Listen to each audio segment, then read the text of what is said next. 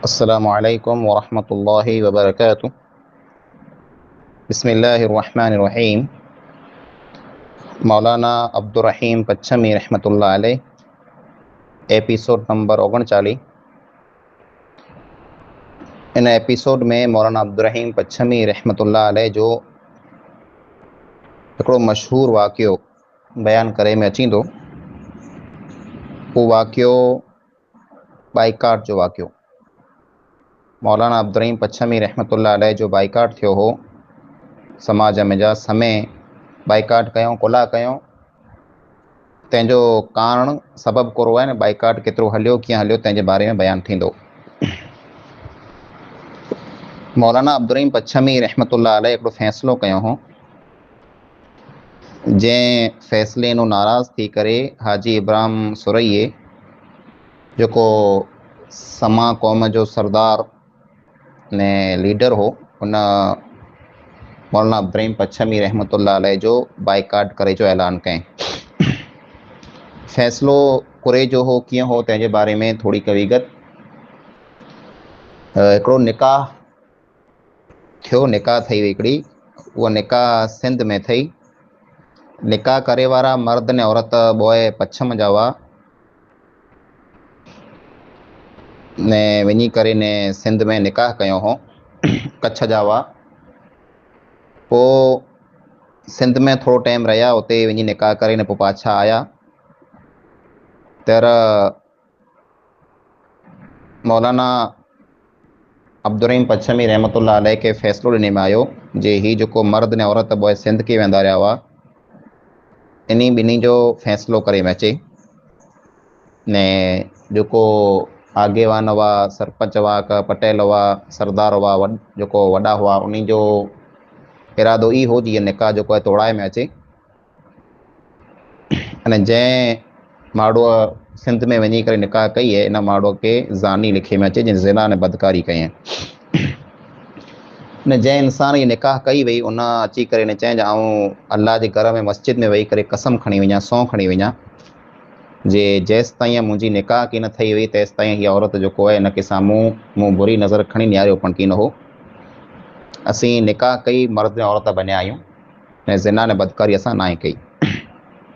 न इहा ॻाल्हि आऊं मस्जिद में क़ुर मथे हथु रखी करे चेल करे तयारु आहियां। पण जेको उन टाइम में वक़्त में जेको वॾा हुआ, उन में ई चयो जे हिन माण्हूअ खे ज़ानी लिखे में अचे, हिन मथे भरोसो न कराइजे। मौलाना अब्दुर्रहीम पच्छमी रहमतुल्लाह अलैह या जी मोहम्मद तैयब खत्री अने मौलाना अब्दुल्ला सुईले वारा ऐं इन भेरा ॿिया माण्हू ॿियो उन खे हलाए, ॿी माण्हू खे न जी वञी करे ऐं फ़ैसिलो करे अचो।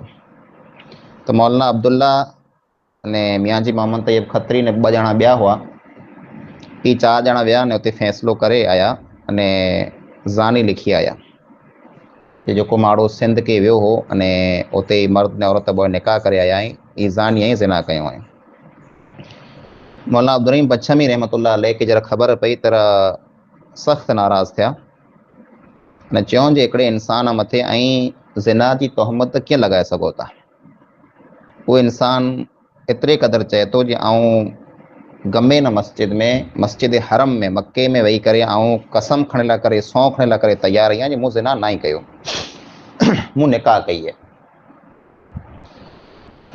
मौलाना अब्दुर्रहीम पच्छमी मियाँ जी मोहम्मद तैयब खत्री जो घणो अदब कंदा हुआ, एहतराम कंदा हुआ। तंहिंजो कारण इहो जे मियाँ जी मोहम्मद तैयब खत्री मुत्तक़ी, परहेज़गार, नेक इंसान हुआ, जंहिंजी को मिसाल न हुई। ने हमेशह मियाँ जी मोहम्मद तैयब के मौलाना अब्दुर्रहीम पच्छमी मोहम्मद तैयब चई करे पुकारींदा हुआ, सॾु कंदा हुआ त मोहम्मद तैयब चवंदा हुआ।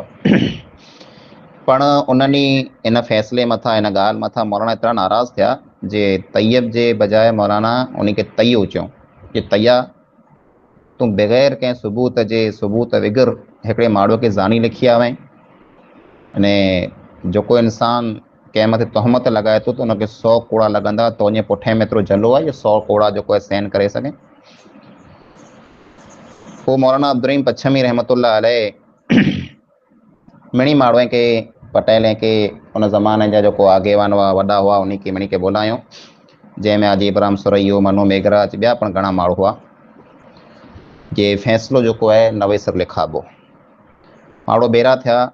मोहम्मद तैयब खत्री जेको आहे उहो लिखे वारा हुआ, कातिब हू हुआ। त जेको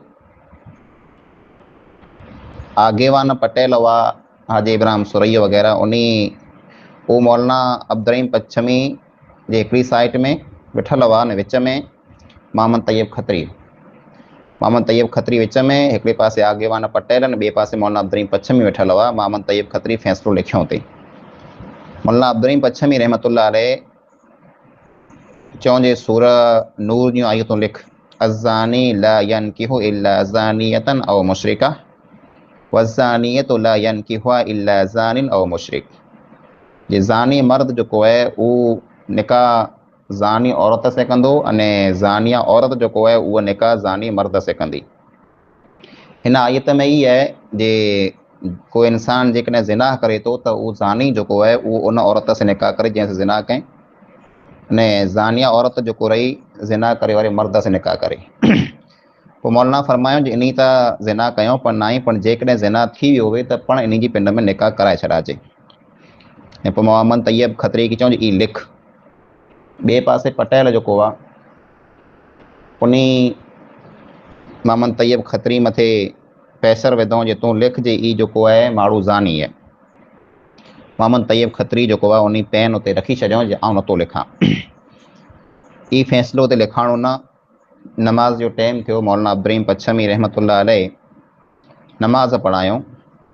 नमाज़ पढ़ी घणो सलाम जरा फेरियूं तर मौलाना अब्दुर्रहीम पच्छमी हिकिड़े माण्हू खे अज़ीज़ साले नोड़े लोणी जा हुआ, उन खे चऊं जे उथी क़ुरान खण हथ में। उन क़ुरान खे सलाम फेरे पुठियां सॼी जमात मौजूदु हुई, अने उन में मड़े माण्हू मौजूदु हुआ, जंहिं चयो पे जे इन माण्हू खे ज़ानी लिखो। मौलाना अब्दुर्रहीम पच्छमी अज़ीज़ साले खे चईं जे तूं हिन सिफ़े में फिरंदो अच क़ुरान खणी। न माण्हू खे चईं जे आं ज़िंदगीअ में कॾहिं पण ज़िना न कयो हुई, मां जंहिं पण ज़िना न ई कयो ज़िंदगीअ में, उहो हिन क़ुरान मथे हथु रखी वञे। अज़ीज़ साले जेको हो ई क़ुरान खणी सिफ़े में फिरंदो आयो, कंहिं माण्हू क़ुरान मथे हथु रखियो न। त मौलाना अब्दुर्रहीम पच्छमी चयूं जे मूं आंखे ईअं चयो हो जे क़ुरान आंखे साम्हूं अचींदो जंहिं मुंहिंजा ज़िंदगीअ में कॾहिं ज़िना न कयो हुए, उहो हिन क़ुरान मथे हथु रखी वञे मस्जिद में, पण मां कंहिं पण हथु रखियो न आहे। हिन जो मतिलबु ई आहे जे ज़िंदगीअ में कॾहिं न कॾहिं वटां इहा भुल, इहा ग़लती, इन गुनाह थियो आहे, पण तंहिं हूंदे आंखे आऊं ज़ानी न चई सघां, आंखे आऊं ज़ानी न लिखी सघां। तंहिंजो कारण ई आहे जे मूं आंखे अखियुनि सां ॾिठो न आहे। पोइ हिकिड़ो इंसान, उहो इंसान जेको चए थो मस्जिद में वेही करे क़ुरान मथे हथु रखी ऐं सौं खणी वञा मूं ज़िना न ई कयो, उन माण्हूअ खे ऐं ज़िना करे वारो ज़ानी लिखायो था, कीअं लिखाईंदा?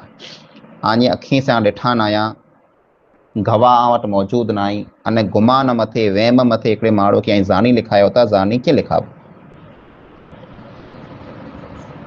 पोइ इहा जरा ॻाल्हि थिए तर उते जेको वेठल हुआ वॾा पटेल सरदार, उहो हाजी इब्राहिम सुरई वग़ैरह, त हाजी इब्राहिम सुरई उन ई टाइम टिपड़े उथी वियो जे मौलवी अहिड़ा जे फ़ैसिला कए त माण्हू त मड़े वञी भॼी निकाऊं करे लाहींदा माण्हू औरतें से।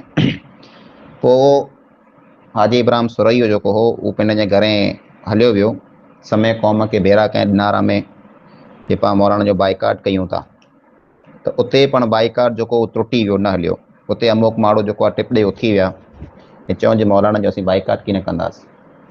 पोइ ॿिए ॾींहुं हाजी इब्राहिम सुरई माण्हूअ खे खावड़े में तराजी पार मथे भेरा कयईं, उते पण बाइकाट जी ॻाल्हि थी, त उते पण अमुक माण्हू टिपड़े उथी विया जे असीं बाइकाट कीअं कंदासीं। पण घणा खरा माण्हू बाइकाट में हाजी इब्राहिम सुरई खे साथ ॾिनो, पण थोरो घ टाइम उहो बाइकाट हलियो ज न। हाजी इब्राहिम सुरई जी माउ ने पे जेको आहे उन पण हाजी इब्राहिम सुरई जी मुखालिफ़त कयूं जे मौलाना जो बाइकाट न कर, न का असीं तुंहिंजो बाइकाट करे छॾींदासीं।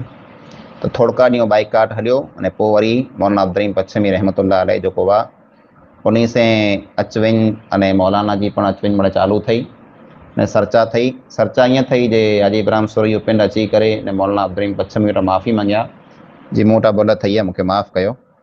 त ई बाइकाट जो को वाक़ियो आहे थोरो को मुख़्तसर तव्हांखे साम्हूं बयानु